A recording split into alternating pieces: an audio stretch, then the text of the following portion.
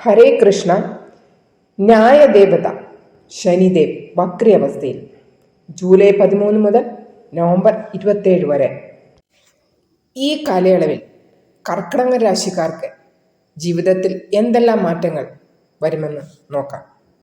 ഈ സമയത്ത് പഴയ കാര്യങ്ങൾ തിരിച്ചറിയുവാനും കാർമിക് ബാധ്യതകൾ പൂർത്തീകരിക്കാനും ഉള്ള സമയം. ശനിദേവ് ഗുരുവായി പാഠങ്ങൾ പഠിപ്പിക്കുന്നു. കുറച്ച് കഠിനമായി എങ്കിലും സത്യത്തിൽ വളർച്ചയ്ക്കുള്ള വഴിയാണ്. ഷോർട്സ് വീഡിയോ കാണുന്നവരാണെങ്കിൽ ചാനലിൽ വിശദമായിട്ടുള്ള വീഡിയോ ഇട്ടിട്ടുണ്ട്, ദയവായി കാണുക. ഒരു ഗ്രഹം വക്രി അവസ്ഥയിൽ വരുമ്പോൾ പെൻഡിങ് കർമ്മത്തെ കംപ്ലീറ്റ് ചെയ്യുന്നു. എന്തെങ്കിലും പുറകിൽ വിട്ടുപോയ കാര്യങ്ങൾ ഉണ്ടെങ്കിൽ അതിനെ കംപ്ലീറ്റ് ചെയ്യുവാൻ വരുന്നതാണ് ഈ സമയം. ഈ വക്രി അവസ്ഥ എന്താണെന്നല്ലേ? സൂര്യൻ രാശിസ്ഥാനത്ത് കേന്ദ്രത്തിൽ ആണ്. സൂര്യന് ചുറ്റും ബാക്കി ഗ്രഹങ്ങൾ എല്ലാം ചുറ്റിക്കൊണ്ടിരിക്കുന്നു. സൂര്യനും ചന്ദ്രനും ഒരിക്കലും വക്രിയിൽ വരികയില്ല. രാഹുവും കേതുവും എപ്പോഴും വക്രിയിൽ ആയിരിക്കും അവർ ചലിക്കുന്നത്. ബാക്കി ഗ്രഹങ്ങൾ മാർഗീയ അവസ്ഥയിൽ എന്ന് പറഞ്ഞാൽ കുറച്ച് സമയത്തേക്ക് വക്രി അവസ്ഥയിൽ വരും. മാർഗി എന്ന് പറഞ്ഞാൽ അവർ കറക്റ്റായിട്ടുള്ള രീതിയിൽ, അവർക്ക് സ്ലോയുമില്ല കൂടുതൽ സ്പീഡിലുമല്ലാത്ത സാമാന്യഗതിയിൽ സഞ്ചരിക്കുന്ന ഗ്രഹങ്ങൾ ആണ്. അതാണ് മാർഗീയ അവസ്ഥ.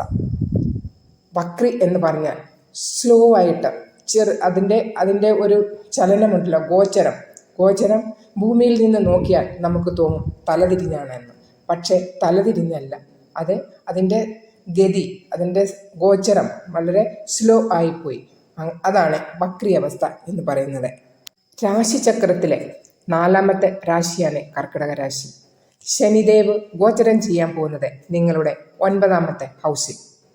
കഴിഞ്ഞ കാലങ്ങളിൽ 8ാമത്തെ ഹൗസിൽ ആയിരുന്നു. ആ സമയം നിങ്ങൾക്ക് കണ്ടകശനി ആയിരുന്നു. അത് എല്ലാം കഴിഞ്ഞ് ഇപ്പോൾ 9ാമത്തെ ഹൗസിലോട്ടാണ് ഗോചരം ചെയ്യാൻ പോകുന്നത്. ഈ 9ാമത്തെ ഹൗസ് 2.5 വർഷത്തേക്കാണ് ശനിദേവ് അവിടെ ഗോചരം ചെയ്യുന്നത്. 9ാമത്തെ ഹൗസ് എന്താണെന്നല്ലേ? 9ാമത്തെ ഹൗസ് ഭാഗ്യത്തിൻ്റെ, സ്പിരിച്വാലിറ്റിയുടെ, നിങ്ങളുടെ പിതാവിൻ്റെ, ലോങ് ജേർണിയുടെ, ഉന്നത വിദ്യാഭ്യാസത്തിൻ്റെ ഒക്കെയാണ് 9ാമത്തെ ഹൗസ്. ഈശ്വര ചിന്തകൾ കൂടുന്നതിനുള്ള സമയം.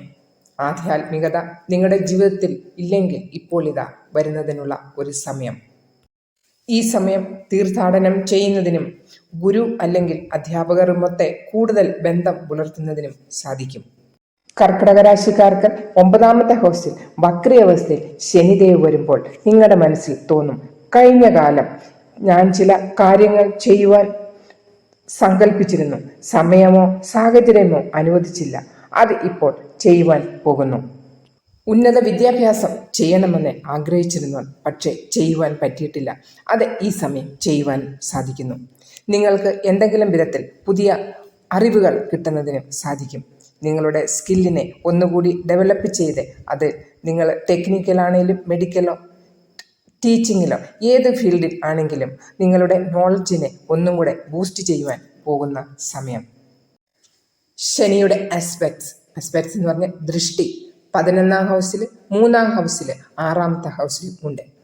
ഈ 138 ദിവസത്തിനകം ചെറിയ ചെറിയ യാത്രകൾ ചെയ്യേണ്ടി വരും. അല്ലെങ്കിൽ സമൂഹവുമായി ബന്ധപ്പെട്ട് ചില കാര്യങ്ങൾ ചെയ്യുന്നതിനുള്ള സമയമോ കൂടിയാണ് ഇത്. 11ാം ഹൗസിലെ ദൃഷ്ടി, 11ാം ഹൗസ് പ്രോഫിറ്റിൻ്റെ, ഡിസയറിൻ്റെ, ലാഭത്തിൻ്റെ, ആഗ്രഹങ്ങളുടെ സാമ്പത്തിക നേട്ടം ഈ സമയത്ത് നിങ്ങൾക്ക് പ്രതീക്ഷിക്കാം. പകുതിയിൽ നിർത്തിവെച്ചിട്ട് പോയ കാര്യങ്ങൾ പൂർത്തീകരിക്കുക. എന്തെങ്കിലും സാധനം വാങ്ങിക്കണമെന്ന് കുറേ കാലങ്ങൾ കൊണ്ട് ആഗ്രഹിച്ചവർക്ക് അത് സാധിക്കുന്നതിനുള്ള സമയം. അത് വലുതായാലും ചെറുതായാലും നിങ്ങളുടെ സാഹചര്യം അനുസരിച്ചായിരിക്കും അത് നടക്കാൻ പോവുക. ഈ ഫലങ്ങൾ എല്ലാം കിട്ടുന്നത് നിങ്ങളുടെ ജന്മകുണ്ഡലിൽ നിങ്ങളുടെ ശനിദേവിൻ്റെ സ്ഥിതി അനുസരിച്ച് മാത്രമായിരിക്കും. അല്ലാതെ കർക്കിടക രാശിക്കാർക്ക് എല്ലാവർക്കും എല്ലാ അനുഭവങ്ങളും കിട്ടാൻ സാധ്യത കാണുകയില്ല. കൂടാതെ മുൻ ജന്മത്തിലെ പ്രാരബ്ധം അതുമനുസരിച്ചായിരിക്കും നമ്മൾക്ക് ഈ അനുഭവങ്ങളൊക്കെ കിട്ടുക. ശനിദേവ് 9ാം ഹൗസിൽ വരുമ്പോൾ ചെറിയ രീതിയിൽ 8ാമത്തെ ഹൗസിൻ്റെയും ഫലങ്ങൾ കിട്ടാനുള്ള ചെറിയൊരു സാധ്യതയുണ്ട്. അപ്പോൾ നിങ്ങൾ ചെയ്യേണ്ടത് ഇത്രമാത്രം: നിങ്ങൾക്ക് എല്ലാത്തിനും ഒരു കൺട്രോൾ വേണം. എന്തെങ്കിലും ചെയ്യുന്നതിന് മുമ്പ് നല്ലതുപോലെ തീരുമാനിച്ച് ഉറച്ചതിന് ശേഷം ഒന്നും കൂടെ ചിന്തിച്ചതിന് ശേഷം മാത്രം കാര്യങ്ങൾ ചെയ്യുക. എന്തെങ്കിലും തീരുമാനങ്ങൾ എടുക്കുന്നെങ്കിൽ വളരെ ശ്രദ്ധയോടുകൂടി മാത്രം തീരുമാനങ്ങൾ എടുക്കുക. പണമിടപാടുകളിൽ വളരെയധികം ശ്രദ്ധിക്കുക. ആരെയും പെട്ടെന്ന് വിശ്വസിക്കാതിരിക്കുക. നിങ്ങൾ ചെയ്യേണ്ട ഉപായങ്ങൾ ഏതൊക്കെയാണ്? ആദ്യമായിട്ട് വീട്ടിലെ മാതാപിതാക്കളെ സംരക്ഷിക്കുക. അവർക്ക് വേണ്ടി അരമണിക്കൂറേലും ചെലവഴിക്കുക. പിന്നെ ചന്ദ്രൻ്റെ ബീജമന്ത്രം 108 പ്രാവശ്യം, ഹനുമാൻ ചാലിസ ഡെയിലി നിങ്ങൾക്ക് പാരായണം ചെയ്യണം. ഉദിച്ചു വരുന്ന സൂര്യനെ ജല അർപ്പണം ചെയ്യുക. വിഷ്ണു സഹസ്രനാമം ഡെയിലി പാരായണം ചെയ്യുക. ശനിയാഴ്ചകളിൽ ആൽമരത്തിൻ്റെ ചുവട്ടിൽ നിങ്ങൾ ഒരു കടുകെണ്ണ കൊണ്ട് ഒരു ദീപം തെളിയിക്കുക. ഇന്നത്തെ വാസ്തു ടിപ്പ്: എല്ലാവരുടെയും വീട്ടിൽ പണം എവിടെ സൂക്ഷിക്കാം? പണം വെക്കേണ്ട പെട്ടി അല്ലെങ്കിൽ അലമാര എവിടാണ് വെക്കേണ്ടത്? തെക്ക് പടിഞ്ഞാറ് കോർണർ, കന്നിമൂലയിൽ. കന്നിമൂലയിലാണ് ആ സ്ഥാനം. കന്നിമൂലയിൽ വെച്ചിട്ട് അതിൻ്റെ അലമരി ആണെങ്കിൽ അത് തുറക്കുമ്പോഴേക്കും വടക്കോട്ട് തുറക്കാനായിട്ട് നോക്കുക. നിങ്ങളുടെ വസ്തുക്കളുടെ ആധാരം, നിങ്ങളുടെ സ്വർണ്ണാഭരണങ്ങൾ, നിങ്ങൾക്ക് എന്തെങ്കിലും ഇൻവെസ്റ്റ്മെൻറ്റോ എന്തെങ്കിലും അങ്ങനെയുള്ള രീതിയിലുള്ള എന്തെങ്കിലും ഡോക്യുമെൻറ്റ്സ് ഉണ്ടെങ്കിൽ എല്ലാ ഡോക്യുമെൻറ്റ്സും വെക്കേണ്ട സ്ഥലം അതാണ് തെക്ക് പടിഞ്ഞാറ് കോർണർ, കന്നിമൂല. അപ്പോൾ നിങ്ങൾ ശ്രദ്ധിക്കുക, അവിടെ അലമിര വെക്കുമ്പോൾ അത് വടക്കോട്ട് തുറക്കുവാൻ ശ്രദ്ധിക്കുക. പിന്നെ കുറച്ച് ലിക്വിഡ് ക്യാഷ്, നമ്മൾ ഡെയിലി നമുക്ക് ചിലവിനുള്ള പൈസ നിങ്ങളത് തെക്ക് കിഴക്ക് കോർണറിൽ അത് വയ്ക്കുക. ഓക്കെ, പെർമനൻ്റ് ആയിട്ടുള്ള കാര്യങ്ങൾ, നമ്മൾ ഡെയിലി എടുക്കാത്ത കാര്യങ്ങളാണ് കന്നിമൂലയിൽ വെക്കേണ്ടത്. അത് അവിടെ തന്നെ സുരക്ഷിതമായിട്ട് ഇരിക്കും. പക്ഷേ ലോണിൻ്റെ പേപ്പർ ഒരിക്കലും അവിടെ വെക്കാൻ പാടുള്ളതല്ല. ലോൺ അതുപോലെ തന്നെ ഇരിക്കും. അപ്പം ലോണിൻ്റെ പേപ്പറുകൾ ഒക്കെ ഉള്ളത് അത് വെക്കേണ്ടത് നിങ്ങൾക്ക് north west direction, north west സൈഡിൽ വെക്കുക. എന്ന് വെച്ചാൽ വടക്ക് പടിഞ്ഞാറ് ഭാഗത്ത് അത് വെക്കുക.